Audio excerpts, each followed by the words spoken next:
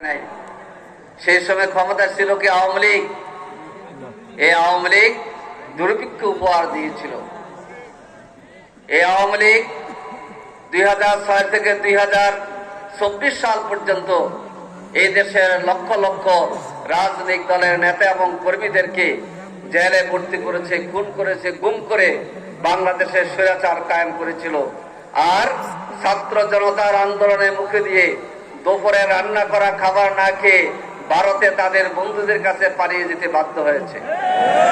কুড়িগ্রামবাসী মনে রাখবেন, বাংলাদেশের মানুষের আশ্রয় কেন্দ্র, শান্তির কেন্দ্র হচ্ছে বাংলাদেশ, আর আওয়ামী লীগের জন্য নিরাপদ হচ্ছে ভারত।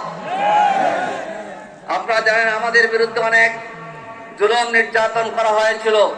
জামাত ইসলামের 11 জন শীর্ষ নেতা সহ 500 নেতা কর্মীকে হত্যা করা হয়েছিল।